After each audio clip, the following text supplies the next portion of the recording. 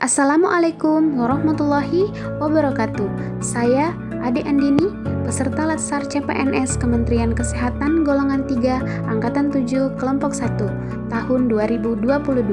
Pada kesempatan ini saya akan mempresentasikan mengenai analisis isu aktual di instalasi farmasi Rumah Sakit Anak dan Bunda Harapan Kita Jakarta. Apa saja isu aktual yang terdapat di instalasi farmasi RSAB Harapan Kita? Instalasi farmasi RSAB Harapan Kita, khususnya di bagian perencanaan dan logistik farmasi, terdapat 3 isu aktual saat ini, yaitu 1. Belum optimalnya pengelolaan obat kadaluarsa. 2. Belum optimalnya monitoring anfrahan ruangan. 3. Belum optimalnya pengelolaan persediaan kejadian obat stock out dan overstock. Isu yang pertama, belum optimalnya pengelolaan obat kadaluarsa. Kurangnya monitoring pengelolaan perbekalan farmasi mendekati kadaluarsa menjadi salah satu faktor kurang optimalnya pengelolaan obat kadaluarsa. Berdasarkan data lapangan, jumlah obat kadaluarsa pada bulan April sejumlah 0,3% dari total persediaan farmasi. Isu yang kedua yaitu belum optimalnya monitoring anfrahan ruangan. Jumlah atau permintaan anfrahan ruangan yang melebihi dari jumlah permintaan perbekalan farmasi transfer untuk dijual disebabkan karena belum optimalnya monitoring anfrahan ruangan. Berdasarkan data lapangan, jumlah anfrahan ruangan tahun 2022 telah melebihi jumlah usulan yang seharusnya atau yang telah ia rencanakan setahun sebelumnya. Isu yang ketiga yaitu belum optimalnya pengelolaan persediaan kejadian perbekalan farmasi stock out dan overstock. Stock out adalah kejadian obat kosong di instalasi farmasi, sedangkan overstock adalah kejadian obat berlebihan dan menumpuk di gudang farmasi. Jika ditinjau dari aspek dampak dan kondisi yang diinginkan, ketiga isu di atas memiliki dampak yang sama, yaitu dapat merugikan rumah sakit dan dapat mengganggu pelayanan. Untuk isu obat kadaluarsa dapat menyebabkan pendapatan rumah sakit menurun.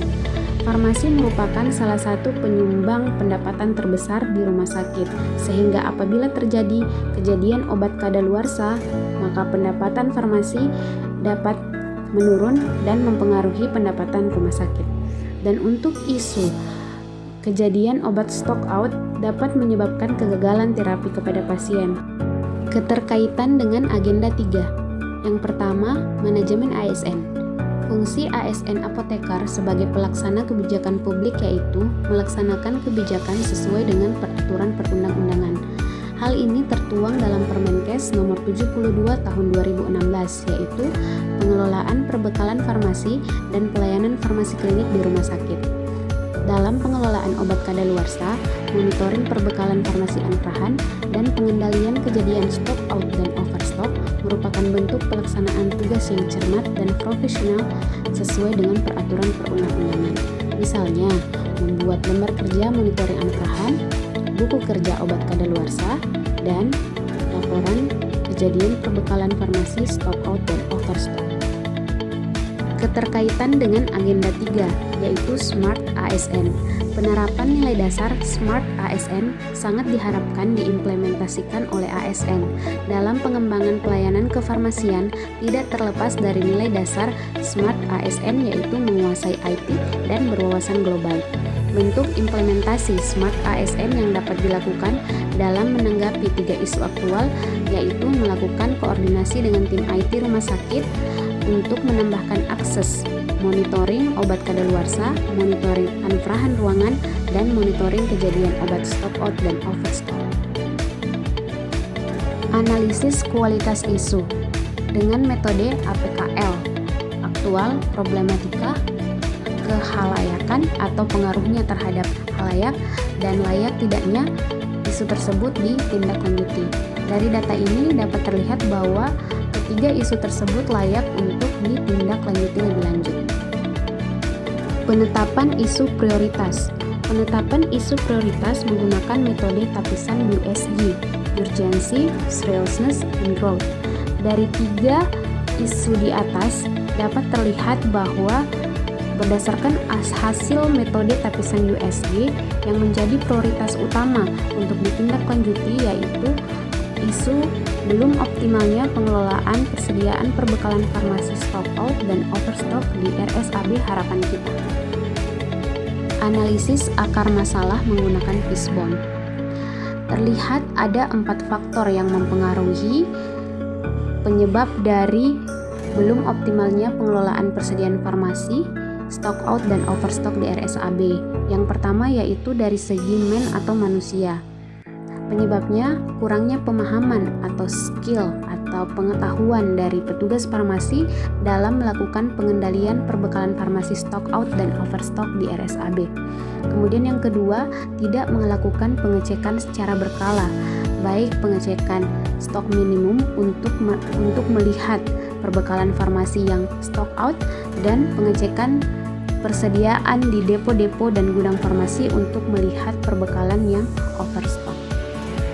Jika ditinjau dari aspek metode, penyebab dari belum optimalnya pengelolaan persediaan perbekalan farmasi stock out dan overstock yaitu belum adanya metode untuk meramalkan kejadian obat stock out dan overstock dan belum adanya sistem digital yang memudahkan petugas farmasi memonitoring kejadian stock out dan overstock. Yang ketiga, dari sisi atau aspek material. Yang pertama, kurang atau kosongnya obat di distributor sehingga suplai obat ke rumah sakit menjadi kurang atau tidak ada, menyebabkan keadaan stock out. Yang kedua, penggantian obat retur lama. Obat-obat yang telah diretur ke distributor diganti oleh distributor dalam waktu yang lama, sehingga hal ini menjadi berpengaruh pada pengusulan obat. Apakah akan diusulkan? Ketika diusulkan, nanti apakah ada kemungkinan akan terjadi overstock? Ketika tidak diusulkan, apakah dengan menunggu akan terjadi stock out? Selanjutnya, ketidaksesuaian fisik dengan sistem smart RSAB.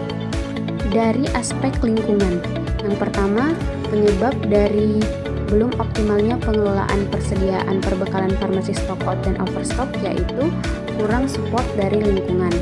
Tidak adanya support dari lingkungan yang mendukung bekerja sama dan bahu-membahu dalam memperhatikan ketersediaan obat di rumah sakit. Yang kedua, budaya kerja menunda pekerjaan.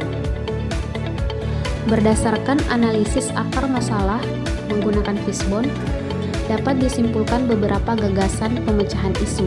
Yang pertama, menambah pengetahuan dan skill dengan mengikuti pelatihan dan seminar.